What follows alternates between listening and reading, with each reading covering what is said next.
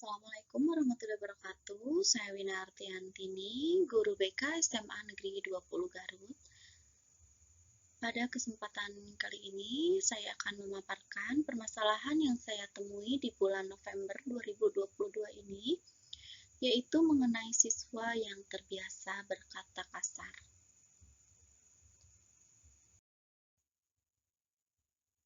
Jadi, bahasa kasar ini sudah tidak asing lagi bagi generasi sekarang, generasi milenial, begitupun para siswa di sekolah. Dan mirisnya, bahasa kasar biasanya terucap pada saat seseorang merasa marah ataupun kesal, dengan spontan akan mengucapkan kata-kata kasar kepada seseorang yang telah membuatnya marah.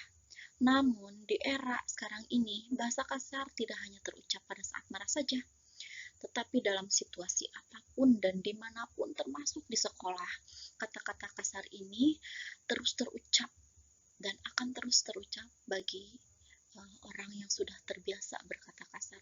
Termasuk di sini para siswa sendiri, saya sering mendengar di sekolah ketika saya lewat ataupun ketika para siswa tidak menyadari kehadiran saya, secara tiba-tiba saya hadir di tengah-tengah mereka, pasti mereka terdengar sedang berinteraksi dengan temannya menggunakan kata-kata kasar. Nah, di sini orang yang terbiasa berkata kasar tersebut cenderung tidak sabaran, emosian, keras kepala, dan juga berpikir negatif. Hal ini tentunya sangat bertentangan dengan karakter siswa yang senantiasa kita bangun sebagai guru. Di sini akar permasalahan yang coba saya gali, yaitu penyebab-penyebab dari pengucapan kata-kata kasar atau bahasa kasar ini, antara lain yang pertama yaitu pengaruh dari lingkungan sekitar. Nah, mungkin para siswa ini di lingkungan sekitarnya atau di rumahnya ini terdapat banyak orang yang terbiasa berkata kasar sehingga terekam di dalam memori mereka, dan mereka pun secara spontan gitu menjadi terbiasa berkata kasar. Kemudian yang kedua, pengaruh pergaulan dengan teman yang lebih dewasa. Nah, di sini ketika anak sudah bergaul dengan orang yang lebih dewasa, yang kosakata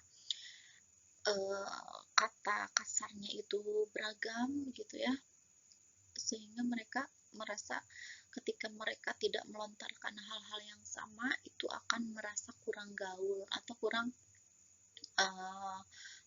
dianggap cupu seperti itu ya oleh teman-teman tersebut. Kemudian yang ketiga yaitu pengetahuan bahasa yang lemah. Nah, di sini biasanya para siswa masih kurang dalam pengetahuan bahasa, sehingga mereka cenderung ikut-ikutan, kemudian menggunakan kata-kata kasar tersebut sebagai kata-kata yang biasa mereka gunakan di dalam komunikasi sehari-hari. Kemudian yang terakhir yaitu pengaruh media sosial. Di tengah arusnya media sosial yang begitu deras pada saat ini, tentunya media sosial juga membawa pengaruh yang sangat besar terhadap kata-kata yang dilontarkan oleh para siswa. Nah, jadi di sini para siswa harus memiliki kemampuan untuk menyaring seperti itu ya, apa yang dia dengar, apa yang dia tonton di media sosial, seperti itu. Alternatif solusi yang sudah saya laksanakan sebagai guru BK yaitu dengan melaksanakan layanan bimbingan klasikal, yaitu layanan dasar bimbingan yang dirancang untuk menuntut saya sebagai konselor untuk melakukan kontak secara langsung dengan peserta didik di kelas ya, secara terjadwal. Nah, hal ini memudahkan saya untuk memberikan materi kepada para siswa, yaitu dengan memberikan materi-materi yang dapat membangun karakter siswa, diantaranya seperti materi mengenai etika atau tata krama, kemudian kisah inspiratif juga diberikan dengan menggunakan metodenya itu biblioterapi.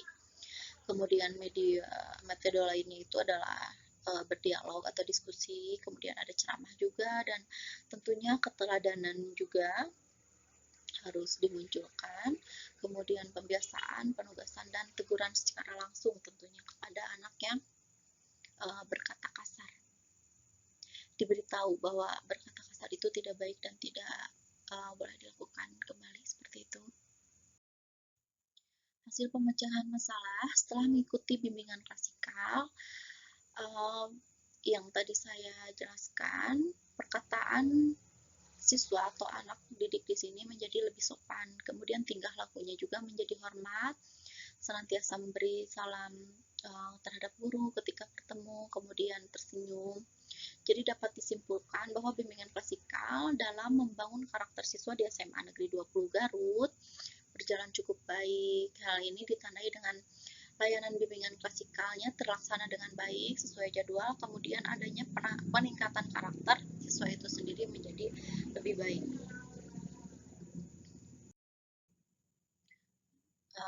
Berikut sumber-sumber rujukan solusi pemecahan masalah yang saya gunakan.